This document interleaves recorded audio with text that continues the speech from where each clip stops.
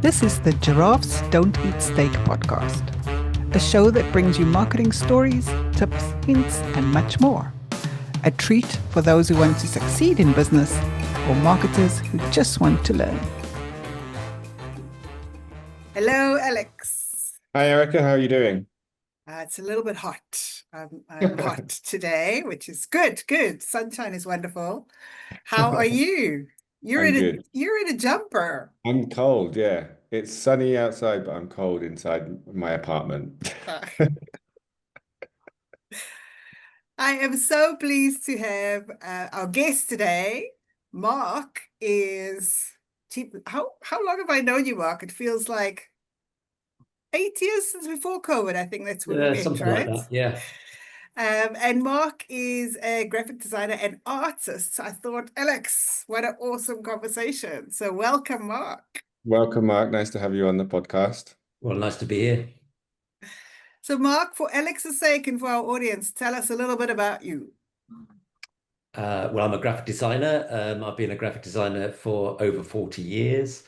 I love it. At first, before I got to the age of 18, I wanted to be an artist, then realized that it's quite a challenge being an artist. So decided to apply my art, and that's what I did with graphics. I grew to love it. Sort of in the last few years, I've been more into branding, sort of developing brands and helping people with their sort of identities and so on. But I've also started to get back into my art.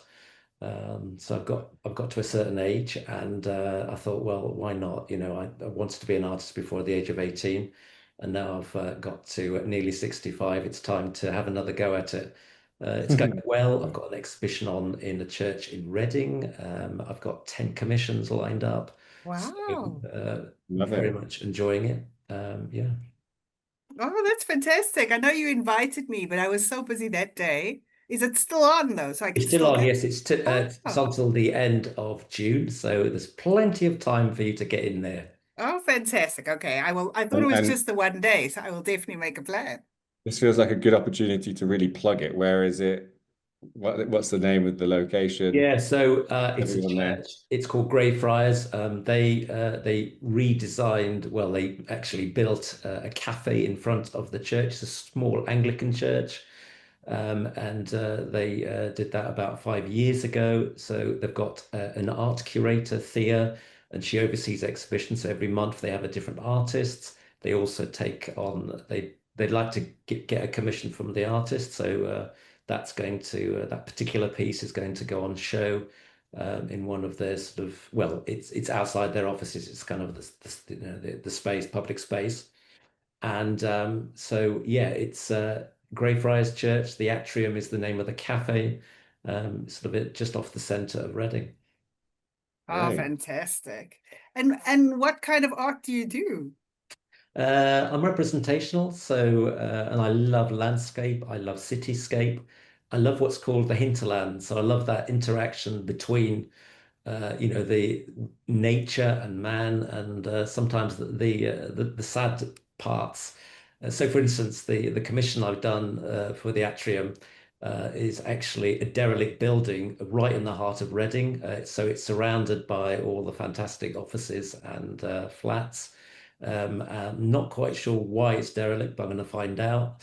And I kind of looked at it and felt sorry for it. So I've called it the drawing, I've called it There's Always Hope.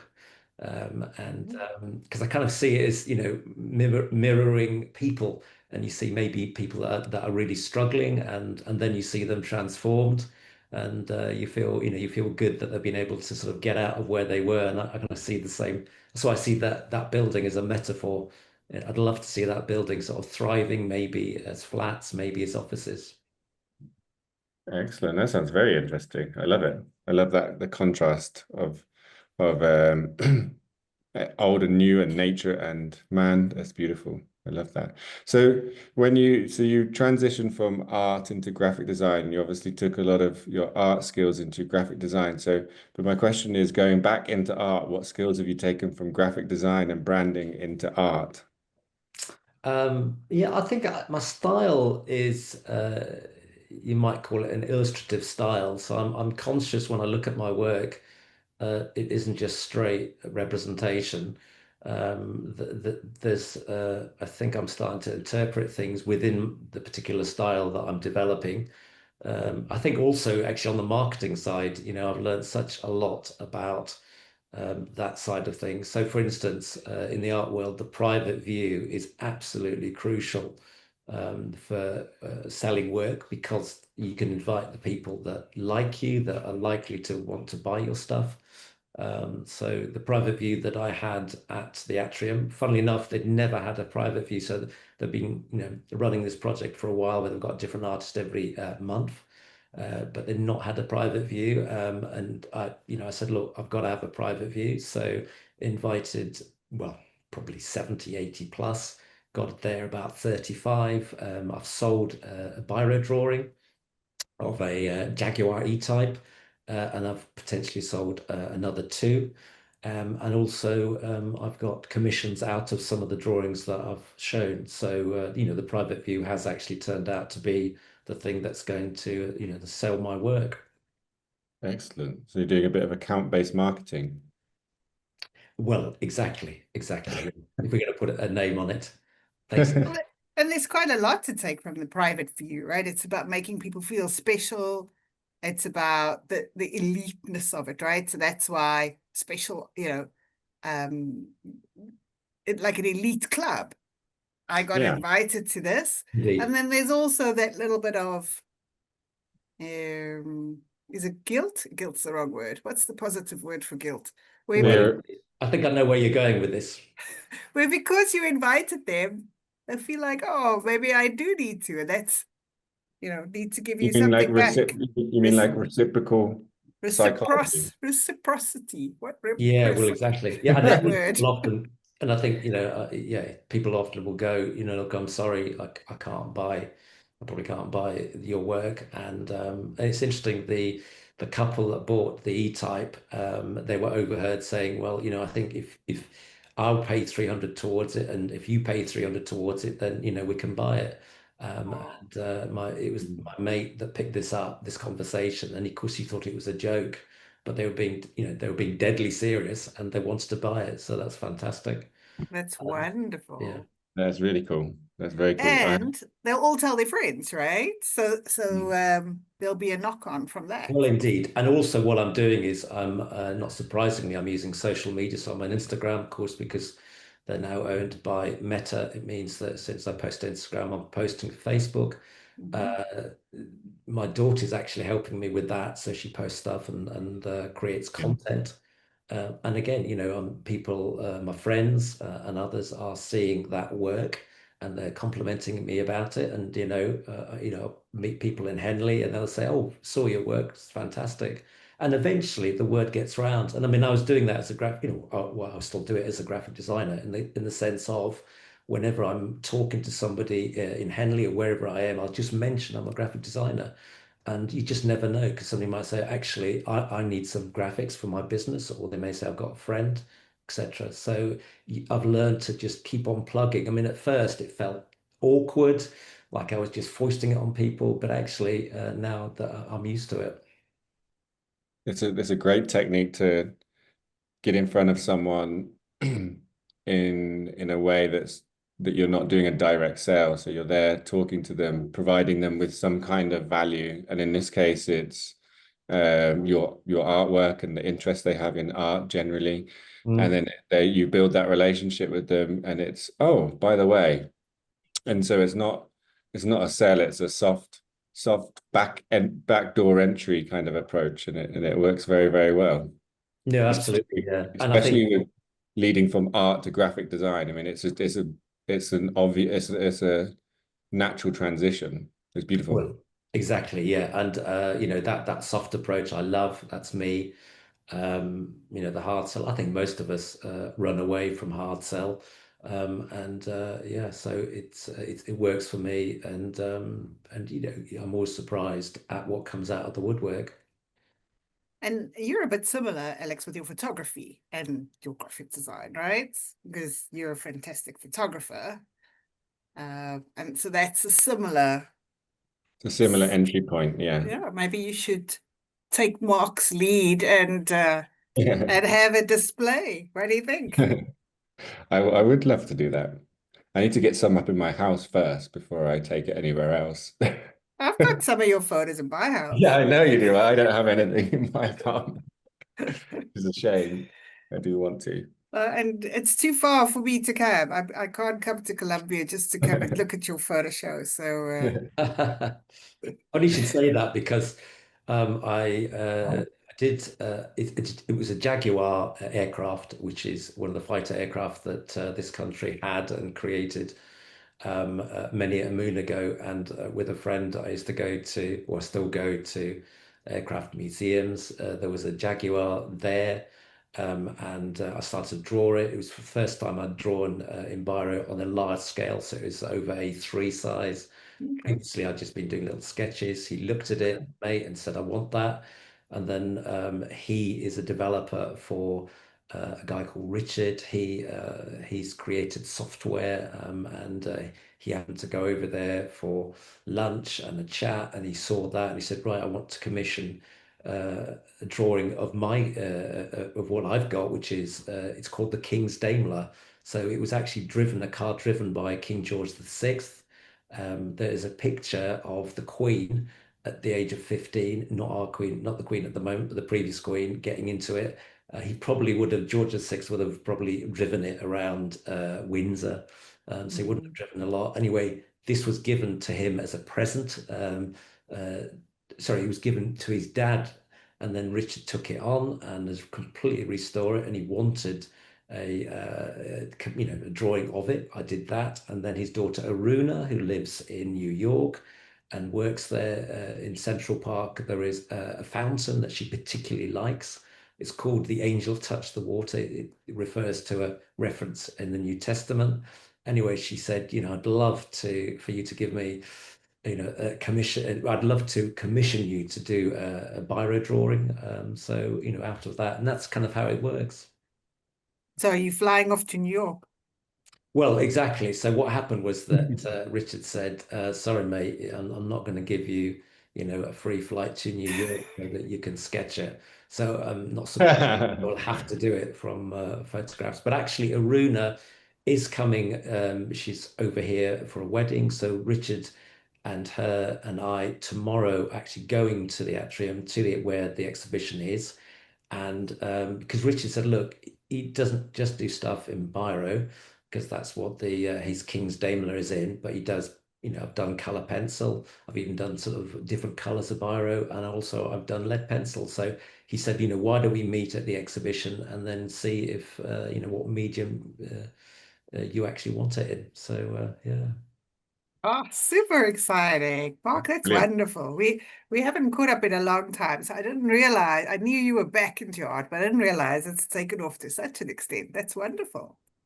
Yeah, I mean, to be honest, it's yeah, exactly. I'm surprised, nearly as surprised as you are, because obviously I had ideas of doing more as I sort of head towards retirement. But I've been surprised at, as I say, if somebody had said to me by now, you'll have 10 commissions, sort of waiting in the background for you to work out, I would have said no way. So obviously I'm very pleased with that. And of course, I want to carry on. I mean, having said that, I love graphic work and, particularly sort of the branding side. And so that I'm going to continue with that. So we'll just see how it goes. Mm. And I'm not surprised. I'm delighted. It's different. Thank you. Well, let's go back to graphic design. And what I'd like to know from you is, what is a good brief? Alex Um, and I debate this all the time, and we've had a mix of bad briefs and good briefs and everything in between. But for you to be able to do a great job, what is it? What's in a good brief for you? I think, yeah, I mean, you'll agree with me when I say some of the things I say, because, and I think most designers or people that get a brief need a clear brief. I can remember somebody saying, if you want to create a brief, it's got to be on one piece of paper, A4 piece of paper, and the main thing is to be clear about what it is that you want, because some people are not sure what they want, and then obviously what can inevitably happen is you create work that they say, well, actually, it's nice, but it's not what I want. I want Mm. something like this. So to have a brief that is clear, and I think, as a graphic designer, although graphic designers have to have an understanding of marketing, you want it to come from a marketing perspective. So either it's a marketing agency that's giving you that brief, or that the person or the client, whoever it is, has got an understanding of, a clear understanding of where they want, why they want this piece of graphic work, and how it fits in with their marketing strategy and sales strategy. Absolutely. I mean, one of the things we struggle with a lot is, and obviously it's something we talk about a lot, is getting people to just identify who it's for, Yeah. right? So who's your audience? So that, because that changes the perspective completely of what you're designing, right? Do Of you course. find the same? Oh no, absolutely, yeah, and I think you can get what will happen is that sometimes the client doesn't fully understand who it is that they want to specifically market for. They may be sort of going for a broad brush effect, and as we know, that isn't always very successful.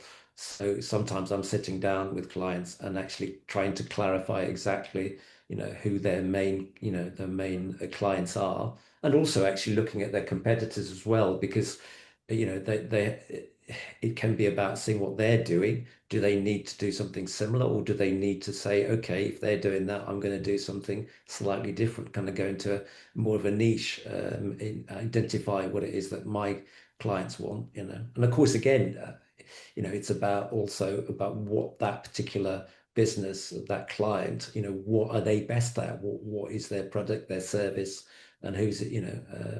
They've got to understand it and find out, who it is that wants it. I think Absolutely. you've touched on a really important point there. I know Eric and I have done this in the past when working on new branding or new logos for businesses, is that you can also find that you fall into a trap of, like, human nature is to fit in, right? And so it doesn't matter what it is, the clothes you wear, the type of music you listen to, you always kind of like fit into a group somewhere. And it's the same with a brand. And often brands just start falling into their peers, their competitors within the brand, and start creating things exactly the same. And Yes. so Eric and I have often taken a logo or options of logos that we're producing, and putting them in the field of other logos, and seeing how we stand out, or if we're just actually becoming another element within the sea, and just becoming the same thing. I think so. That's also quite an important task to do, just to see see if you stand out as a unique element within that crowded space. Yeah, absolutely. But I mean, also, the reality is that I mean, sometimes people will do something completely different because they want to recreate how they are seen. Sometimes that works, sometimes it doesn't. They do it so differently to what people expect of them. And I think, I mean, a contemporary example, of course, is Jaguar. They've decided to go broke, and kind of break with their past, look for a younger audience. Um, they have a concept car, and it'll be interesting to see, once that comes into reality, once they're selling that, how they're going to do. I mean, obviously, commentators are saying they may succeed, they may not, they may alienate, their sort of heritage audience, and the young people may go, well, no thanks. But I think actually that was partly driven by the fact that, they're not making enough money. They needed to do something new, and the people that owned them, obviously were encouraging them to, you've got to try and do something here that will rock the boat. But they really had well, they wouldn't necessarily have been rocking the boat, saying to them, you've got to rock the boat. But the company Jaguar have decided that that's what they're going to do, and we'll see what happens. They got rid of the Jaguar. Well, indeed, yes, and yeah, and if you haven't seen it, the concept car is like amazing. It reminds me actually uh, of one of my favorite series. and it's gone, hasn't it? What is it? Uh, it had people like Tracy in it. It had brains. Oh, you mean Captain Scarlet? No, It was out of that stable. So Thunderbirds. sorry, Thunderbirds. Thunderbirds. Yeah, exactly. Oh, So I I was love thinking of Thunderbirds. Lady Penelope's Rolls Royce. Oh And yeah, yeah, and it's got that kind of quite heavy feel. I mean, I do like the design. I think they've kind of out of the boat and gone for something that's very different, but obviously very different for some people. It's like, well, no, thank you. It's too different. I don't want to be driving that. Others will go, yeah, I really want to be seen driving that. So I'm fascinated to see actually what happens with the company. Yeah, I just had to Google it because I wasn't sure I hadn't seen the concept car, but you're exactly right. That's very it has a lot of tones of Thunderbirds in it. and so interesting what you're saying because in the last sort of year, I've been working with different businesses, and it's different for me. I'm used to working on marketing for attraction of new audiences, right? That's my headspace is attracting new people. And we work on target audience, and then we design, whether it's graphics, whether it's the brand, whether it's marketing material, whatever we do. But the whole aim is to attract new people. But in the last year or so, I'm hitting more and more businesses that are more interested in protecting their current client base. Mm. And so the marketing design into anything, right? Whether it's LinkedIn banners, whether it's posts, whether it's I suppose even the change of a logo, all of that it's a very different decision process about what is your if your focus is on protecting your existing audience rather than attracting new people. Mm. I It's something that's been new to me that I suppose maybe I'm still struggling a little bit with it because I'm so used to Yeah. marketing having an ROI, having a purpose, and I know how to do that. And it's not retention. Retention is a different thing, Mm. but it's like, For sure. everything needs to think about their existing client base and how they will be perceived. And so nothing new, if that makes sense. Like Yeah, I mean, it's I'd be all interested. the same. Yeah, I'd be interested to take on this because I mean, I'd understood that, the sort of mantra in marketing, maybe even over a decade, maybe even longer, had been you've got to retain your clients because, there was a lot of, let's get as many new clients as possible. But of course, they discovered that retaining clients, it was actually easier to do that and also cheaper as well. 100%. So, and I just got up. So, I mean, do you think that's been a trend in marketing that I mean, I'm not saying that you don't focus on new clients, but that there's been a resurgence of making sure that you are retaining clients and doing your best on that side of things. What's your take on that? I wouldn't say resurgence. I think companies that do marketing well understand that a portion of their effort needs to be about customer retention. Right. Okay. So I don't think it's a resurgence. What this is where a customer is actively not looking for new. That's new for me. Right. I've never met businesses before that are not interested in new other than referrals from existing. It's a very, protect. So I think it's the first time, and it's two or three now. So it's definitely something's happening, and I'm curious. I want to know where it's coming from. Yeah, But sure. where the retention budgets, let's talk, if you split your budget between acquisition and retention, Mm. for me, it was always like a 20% retention, 80% acquisition. Yeah, yeah. But this is like 100% retention, zero acquisition. It's really fascinating to Well, me. it is actually. I mean, I don't know if I can, obviously there's questions around that, and I'd be interested to see what your answer because you say you need two or three now. What are you seeing? Because even to go, well, 80% I'm going to try and retain my clients and 20% acquisition. you think would be even that would be quite challenging, and Yeah. that would have surprised you. But to go to 100, why is it that they don't want new clients? Because you would have thought that because of churn, because people say goodbye, and for whatever reasons, that you've got to be at some point be looking for new clients. So what's happening there? But Don't know. No. well, it depends on the type of business, though. I mean, even like our business, Eric, if you think about it, like we're more about retaining our clients and rather than getting hundreds of new clients every single day. You know what I mean? Like we focus a lot more on retention because they're long-lasting partnerships rather than having, and then you get capacity as well. It's not like Yeah, but I mean, Alex, I completely agree with that. But you wouldn't go to 100% We retention wouldn't, and not we, no, bother no, with we, no, we no, no. can't do zero, right? No, no, no. Yeah, agreed with that.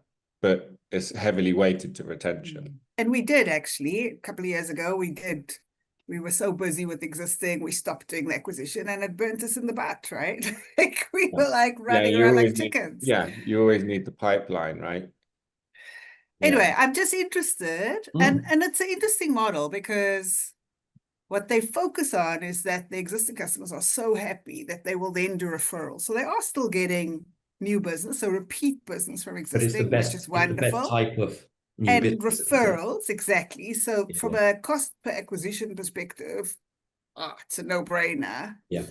But what it does mean from a design perspective, and bring it back to design, Mm. is that they don't want to change anything because it's that the existing customers were happy with X. Therefore, to keep them happy, we have to stay exactly. Where from a marketing perspective, I would want to shake things up a little bit, maybe alternate, so that it's not boring. Like I'm, and maybe it's my personality. I'm not big on boring.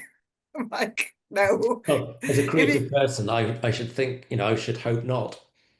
I mean, if you have to see every single LinkedIn post with my face on it, I'd be bored, right? It would be like, maybe you need to put a picture of your dog sometimes. I don't know, shake it up. But it's an interesting strategy, right? And it's a Yeah. new one for me. What But about, then I mean, with that sorry, follows on impact, right? Design impacts, creativity impacts, and then processes, because you need different processes for that. Like how do you mm, keep asking for the referral? How do you make sure you're upselling? How do you like that has to be stronger if you've got zero acquisition. yes. But I mean, I'm also thinking that even with, even if you're marketing to existing clients, you're still looking for different angles. And it may be that if they have had clients that they've lost, and the reasons for that they may think actually we need to look at our design and our marketing so that it's actually targeting those people that might be thinking of saying goodbye. And I always think of, if you look at like, fast moving consumer goods, if you think of, say, the Mars bar, I mean, or anything, you've got the Mars bar is pretty much the same, may change in size, maybe have a few extra flavors. I don't know if they have, but the packaging does get refreshed. But the marketing changes like crazy. They just try all sorts of different ideas because they know that people are going to be, if they saw the same advert or same similar advert, they'll be bored. Yeah. So they're always trying something new. Obviously, that's a different, category and a different. You've got to be doing things differently there. But I just wondered what your take on, in terms of thinking, okay, how can we make sure that we're still being relevant to those existing clients? So But I'm in agreement, and this is what I'm struggling with because my brain goes exactly there, right? My brain's like, nope, you're going to bore them, you need change, etc. But Mm, I'm also now really trying to take the time and understand the perspective mm, of the client in terms of, hold on, they were happy with what we had, and so as long as we're adding value, it doesn't yeah, need to be a complete change. Sorry, yeah. Alex, I interrupted you. no, it's okay. And just staying up to date with new trends, for example, and incorporating that into your existing offer, value, branding. I mean, if you take, for example, like an exclusive members club, for example, that's pretty much going to be 100% at some point, depending on the level of the club, could be 100% retention. Retention. Yeah. Actually, to get into the club, you can only be invited Yeah. by another member, and then you have to be vetted, etc., etc. In those clubs, they will be doing things like events or partnerships with other brands that give you exclusive deals and blah, blah, blah. But those things will be based on what's current, what's trendy, the way that their members' mindset is changing as their members get older or whatever. They're offering different activities or offers. And that is in a way the same as acquisition in terms of what we're talking about, for example, like with the Mars bar. Like it's the same product, but they have to change with the times and keep it interesting, keep getting new generations to want to buy it, but also keeping the older generations to stick with the brand. Yeah, exactly. Yeah. Yeah. Anyway, it's interesting. I'm always curious about new trends that I'm picking up, and this has been an interesting new. Maybe it's only new to me. Maybe it's just I haven't been around that kind of businesses before. But yeah, it's been a fascinating journey. No, I'm sure. Yeah. Yeah. Even small design tweaks have been rejected. Like, nope, stick to the script. Right. Okay. It's What really even interesting. when you've given a good rationale for it, they Yeah. still okay. I mean, like Google, for example, over since when was Google, like 97 or something, 96 when they first launched to where they are now, they've had a lot of reiterations of their branding. Mm. It's still very clearly the same brand, you know, like they Yeah. haven't lost that identity. If you just Yeah. said this is the original one, this is what it is now, it's like it used to be Google and now it just has the G. It's still very recognizable as the same brand, and that's Mm. been 97. That's how many years ago is that? Quite a few. That 30 years? No, wait. Yeah, well, it's coming up to 30 years. Yeah. Yeah, coming up to 30 years. Mm. And that hasn't really changed, you know? So they're still refreshing themselves and still bringing something new, but staying very, very close to their identity. Yeah, and it's interesting because I remember reading about companies that in effect don't want to have the name of their of who they are. They're just going to rely on the logo. And I think the best example of that at the moment is Shell. So if you look at their garages, it is just that Shell symbol. It doesn't even say Shell. Obviously, it'll say it elsewhere. And I've forgotten the bank. There's a bank in Germany where they considered their symbol is like a box with a diagonal line in it, and they considered just using that. I think they've gone away from that. They haven't pursued that. Starbucks, I mean, they were thinking about just using the symbol, the logo, and taking off the Starbucks. So yeah, it's interesting that some companies do go down that route, but not as many as you would expect. So, And sometimes it's for good reason. I mean, we've done an exercise where the full company name no longer represented where the company was going, right? So because don't look at what we do, but most people, we recommend that your name should be as close to your product or your service as possible, Yeah. so that you have to do less work in the marketing to explain it, right? Alex and I've shared this failure of ours, although we still love it. Our first company name was Orange Tree because we loved it and it was part of our history and our story. But we had to explain to people so much that we didn't sell oranges or orange juice, right? It was hard work. And then Yeah. when we've changed it now to Marketing Detective, we've never once had to explain to people that we do marketing. Like we've never had to explain it. So this company had changed direction from when it was, but they didn't want to lose their history. So all we did was we took the initials and created a new logo so that the history wasn't lost, But now going forward, they're just talking the initials. And actually, that change made sense because they didn't have to explain to people anymore, oh, we don't do that anymore. We're now focused here. And so I think in some cases, it makes sense. I think the Starbucks example, they're feeling their logo is strong enough to stand on its own, but Yeah. they're forgetting there's a new audience coming up every day who maybe won't know what that lady standing there means, right?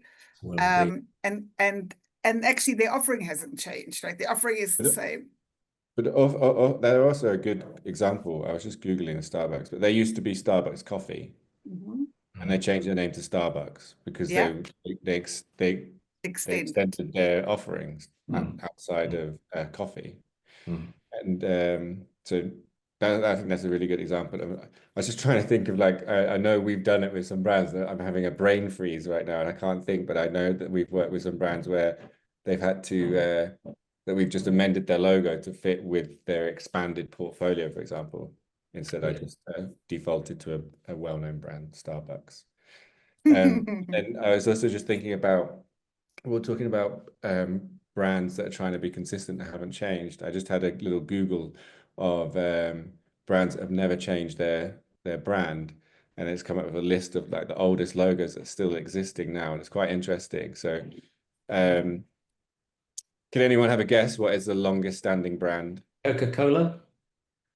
No. Well, they've changed quite a few times, right? Yeah. They've changed their logo quite a Well, few Coca-Cola times. is on the list, but it's number 12 in terms of the Ah, logos. Uh, And so let me give you a little give us a insight. hint. Give us a hint. So wait, so Coca-Cola is number 12 on the list with its logo now being 135 years old. The wow. same logo. Same logo, 135 years. A Mercedes-Benz? Uh, no, they're not on there. But so the leader is a drink. It It's is an a drink. alcoholic drink. Oh, okay. It's a beer, Ah, and it's from Europe. I think Mark not and I both don't Budweiser. drink beers. I think It's, this is on you, Alex. it's Stella Artois. Stella Artois. Oh, cool. Their Oh, logo is 656 years old. Right. wow. Okay. They have not changed at 656 years old. And number Was in there even marketing 656 years ago? apparently so. And their first logo was a like a French horn thing. Mm. And then they changed it and they haven't changed it since. And in second place is Twinings, the tea company. Yeah, Mm. okay. Yeah, yeah, And yeah. that's 235 years old. And then in third place, closely followed in fourth place. So third place is American Red Cross and fourth is Nestle. Nestle is Oh, 154 years okay. old. Yeah, yeah, yeah, yeah. So there's quite a few brands on here actually as well.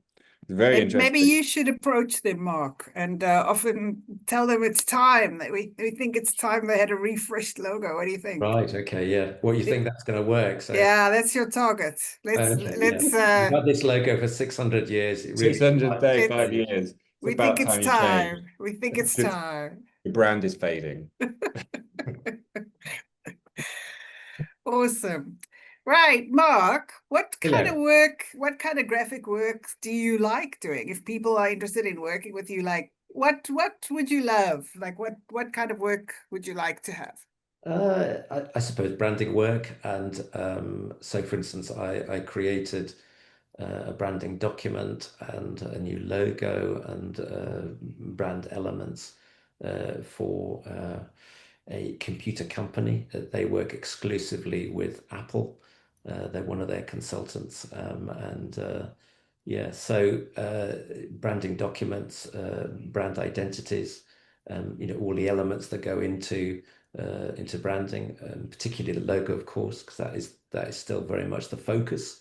So I love that kind of work, but logo creation, and then maybe taking that brand and putting it onto websites, and even stationery, because obviously I grew up in the time where there were no computers, there was no internet. And so I still have a soft spot for print, and now and then I still do that. But obviously, even if I'm doing a lot of my stuff, say branding goes into a website, it may still Yeah. go stationary. So we may go into a brochure if the client wants to do something different. So that's the kind of work I love doing. And do you see any, Fabulous. and do you see any trends in terms of types of logos that are, what if there's any types of logos that are becoming more prominent now, for example, like a letter type or a iconography type uh, logo or a mixture? Yeah, I mean, if you look at logos from particular periods, you can see how fashions, there's a fashion, there's a culture in any profession, and you definitely see, there was a lot about making everything look 3D. I mean, the obvious example was this a few years ago now, but we're looking at some of the car manufacturers like VW. Their logo looked like a three-dimensional badge. They then decided to simplify it massively, and a lot of car manufacturers like Citroen have followed suit. So they've created very simple logos. One of the reasons they give for that is that everything is now digital. Mm. I'm not so sure about that. My take on with the VW was they had that situation where they were pretending that their emissions were lower than they actually were on their cars, and I just wondered whether if you then decide to go for a much simpler logo, strip back, you're kind of saying, look, we've made mistakes in the past. We're not going to be too sophisticated. It's just going to be a straightforward logo, no fiddly bits. Um, they probably wouldn't agree with No. me on that one. I think that's a very sound opinion, actually. Makes sense. Yeah, and I think the interesting trend I've seen, for instance, the I was intrigued to see what the co-op did with their logo. So they actually went back to a Mm. logo they had created in the 70s. I think it was 70s or 80s. And why would they do that? Well, Waitrose, again, their different logos and brand identities have to be along the traditional side. So the previous to the one they've got now, they created their own bespoke typeface. It was kind of a mixture of modern and traditional. Then now their design, they've gone back to Gil Sans, which is a typeface that people love. But Mm. nowadays, and at the time when it was designed, it said contemporary. It now very much says traditional. And I'd say that why Waitrose and oh, I forgot who was I talking about? Yeah, Co-op. Co-op. Why have they Co-op. done that? Well, because the world is a less safe place. Yeah. You've got cost of living crisis. People are shaken. What people want is stability, a sense of stability. So what better way than to go down the traditional route, and people feel safer and more secure. And I would say that's, some of the reasons why Waitrose has become even more traditional looking, and for the co-op to go back to a previous logo. Again, to me that was quite a surprise, but looking at it and seeing how it's developed on their, in their stores, I think actually a great move. Love it. Mm. And I think that's the one question people forget is to ask themselves is what do I want people to feel when they look at my logo, Absolutely, yeah, right? absolutely. And I think we've seen that there are companies that go for grandiose logos. They look complicated and they look expensive, right? Like straight away, if you see, one of these moving, grandiose 3D logos with gold, especially the color gold in it, that kind of stuff, you're you're looking like you're complicated and expensive. And then, if we go the Apple route, they've gone luxury with their logo. It's a Hmm. different feel, right? Yeah. So I think when people design a logo, especially small business owners that just starting out, they forget that question is how do I want people to feel when they look at my logo? Yeah, Because it yeah, will absolutely. elicit a feeling whether you want Yeah. it to or not. And Yeah, that, by the way, is a very difficult skill. It's it's not very easy, especially if you're very close to your brand, because you just want Yeah. to make something that you really love and looks really nice, and you're like, oh, I love that. I would put that in my living room. It's a I very think hard if you're mindset going to to change. help a client to move away from that, you have to have very strong rationales.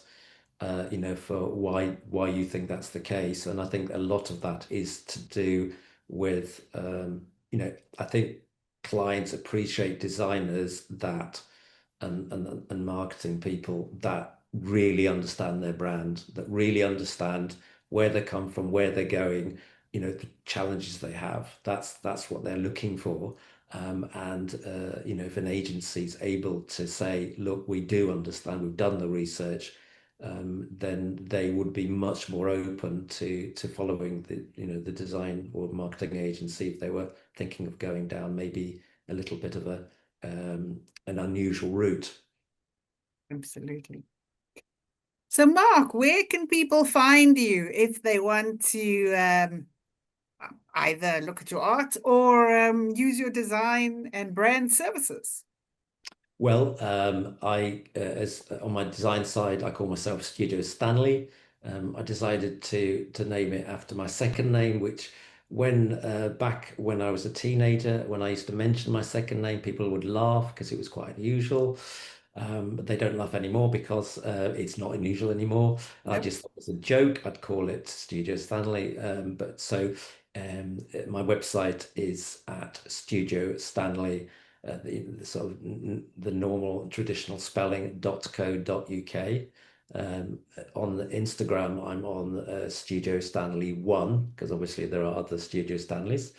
And then in terms of my art side of things, I go by my name. So again, my Instagram is Mark S. Wojcicki. That's quite a tricky Polish name. So it's spelled Wojcicki. So it's Mark as in M-A-R-K, and then S for the Stanley.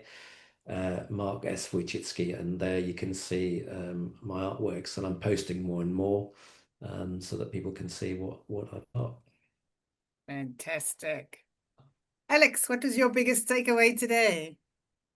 I quite like the conversation we had about the co-op logo. I think that's very showing a high level of empathy towards your customers and really understanding where they are and what the trends are. And if you're going to reinvent your business or refresh your logo, really take that into account and like you said, Erica, understand what you want, what they want to feel or how they are feeling, and then create a logo that represents that rather than just going down this is the new technology and that we can use and make something really complicated. No, listen to the customer and design around them. Yeah. Mark, any last tips or advice you want to leave our audience with? Yeah, I suppose in terms of my experience, and I suppose I'd go even for the art, is listening to your client. There are times where I've had conversations with clients and I thought, actually, I didn't quite get, what your business was really about. So I would suggest if you're doing a new project, ask loads of questions, get a feel, of their competitors, of where they want to go, their pain points and so on. And I think that information will give you a very good starting point for your designs and approach to the work that you're going to do for them. Fantastic. And Mark, sorry, Alex. you can't leave without giving your key takeaway, Erica. Indeed. So much gems in this episode. What's my key takeaway? I think it's back to, I'm agreeing with Mark on the listen to your audience. I think that's always good, right? Make sure you're doing what's right for your target audience, not just what you like. I think that's a constant battle. Yes. So I will go with that one. Nice. Love it. Mark, it's been an absolute pleasure talking to you. Lovely to catch up again. Thank you so much for joining us today. Well, it's been great too. Yeah, it's good to sort of think a bit, isn't it? And get a feel of, there's obviously takeaways I've had here. I mean, if you were going to ask me, I think the bit about, I was obviously surprised about the clients, some of the clients who you're working with, that they don't actually want to acquire. But then you said actually it's about referrals, and as we all know, having referrals it's a wonderful feeling. Yeah. They already trust you. So yeah. Yeah. Really is. Alex, it's been fun as always. Thank you very much. Cheers, and thank you very much, Mark. Really enjoyed Pleasure. being with you today. Thank you. Bye, everyone. That wraps up this episode of Giraffes Don't Eat Steak. Thanks for joining us. I hope you found value in our discussion and got some new ideas to apply to your own business. Tune in next week for another round of marketing insights and inspiration. If you enjoyed this episode, please leave us a review and subscribe on Apple Podcasts, Spotify, or wherever you listen to podcasts. We appreciate you listening. Catch you next time on Giraffes Don't Eat Steak.